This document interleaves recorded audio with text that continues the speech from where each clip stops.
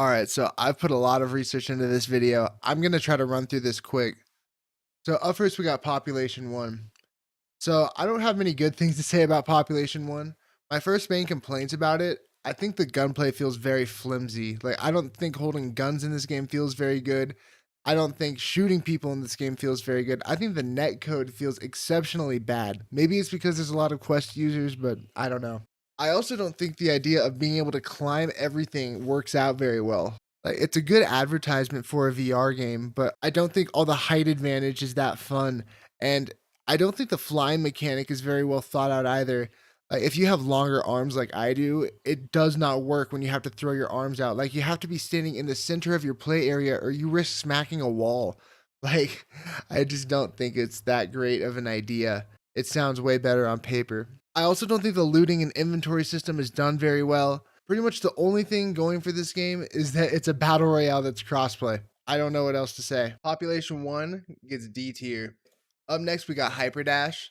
So if you've watched my channel at all, you'll know that I love Hyperdash. Hyperdash is a must-own title for VR. The devs of this game took a comfort option, teleport movement, and made it into their main gameplay mechanic, and it feels like the first VR shooter that's actually designed for VR. A lot of the games on this list are really good, but you can tell they're like heavily inspired by 2D games, and they're just kind of adapting the concepts. This is an arena shooter, but this feels like an arena shooter that's actually designed for VR. This game has great maps, great game modes, a great community, and great developers. And I've also heard it might be getting custom maps later this year. That would be an insane update. Definitely a must-own title. Alright, so next up is Echo Combat. So Echo Combat is kind of a difficult one to rank because like Hyperdash, it feels like a shooter that's actually designed for VR. There's no way to really take the concept of Echo Combat and do it in a 2D game. Like, you're moving yourself around in a zero gravity environment. It's honestly really fun. I want to rank it higher, but the game is completely dead. I've been unable to play many games of it. It would be unfair of me to rank it any higher than B tier. But the Quest 2 beta for this game launches in 2 days. It launches on May 20th, and I'm really excited. I really want to see Echo Combat get revived because it's a really creative idea and it deserves the attention that Echo Arena's getting right now. So this next game, I honestly had no idea this existed until recently, but apparently some of the Hyperdash community migrated from laser tag. Now, I went into this game with really low expectations. Like, it's built into Rec Room. I kind of expected it to be bad, and I was pleasantly surprised. It's a small game, but it is really fun for what it is. Now, there's only 2 maps. When you turn on teleportation movement, you can move way faster than anybody else, which is just really strange. It's still like a really fun small arena shooter. I just wish you could turn off the robots. Like, there's no point in having these League of Legends style minion robots fighting in this kind of game. Okay, so this next game should come to no surprise to anybody, but Pavlov is a must-own title if you have a VR headset. This is Gmod in VR.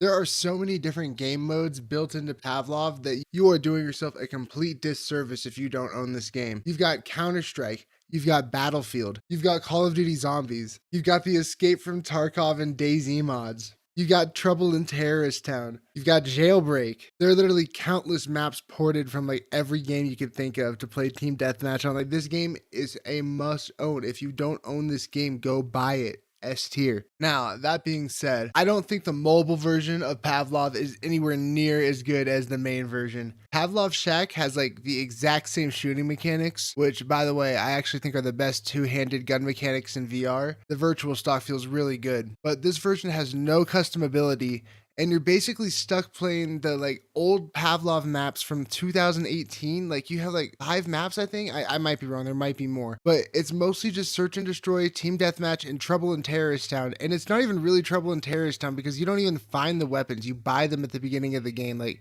I know that's a really minor complaint, but it just feels really weird. Anyway, like, until they update Pavlov Shack more, which I'm sure they will, it's really hard to recommend it. And I think I'm just going to leave it in C tier. Alright, so you can't really talk about Onward without mentioning like the drama.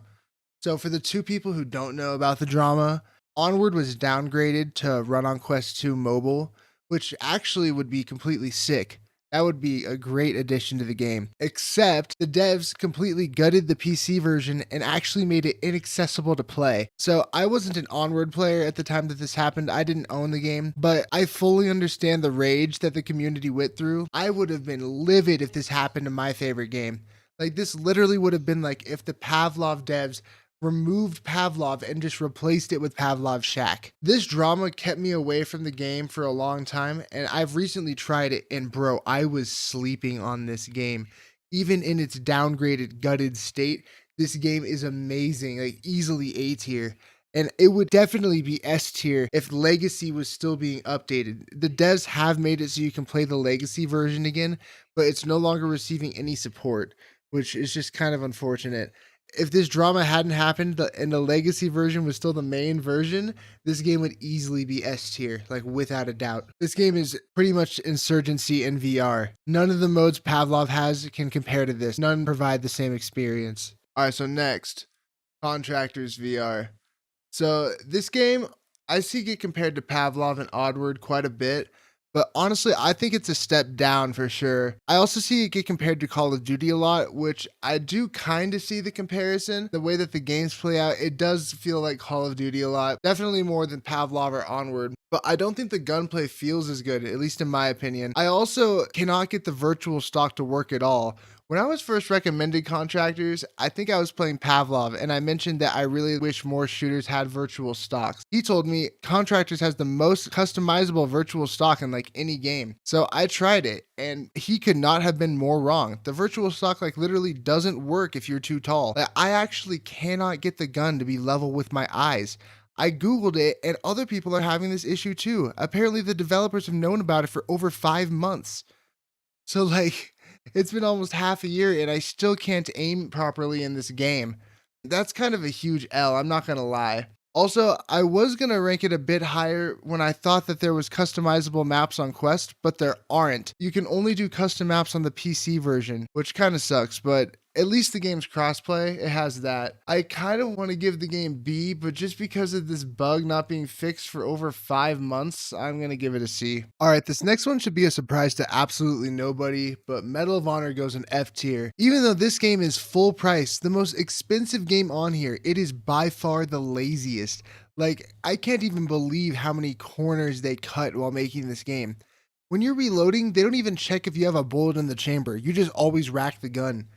Go look up multiplayer footage of this game. Like, it won't actually give you the full terror of actually playing it, but oh my god, you can see how bad this game is. What I don't understand is Pavlov has a better World War II mode than this. Contractors has a better World War II mode than this. Like, why would you subject yourself to this? It doesn't even have a good single player. Like, not that I'm even ranking single player, but the single player is abysmal. Don't buy this game. Please, don't buy this game. Alright, so this last game I'm going to talk about is a game I wish I could have played more. This game is exactly like Quake ported into VR. If you think Hyperdash is like an arena shooter in VR, like Grapple Tournament takes it to another level. It's literally like Quake levels ported in, and it lets you fly around like it's Swarm VR.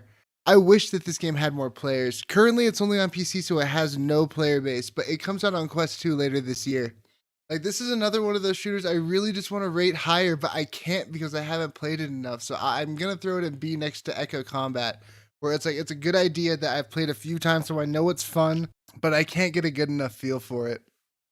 If I forgot any games, please let me know in the comments. If you thought my opinions were dog shit, also leave me a comment telling me that. I have nothing else to say in this video. Peace.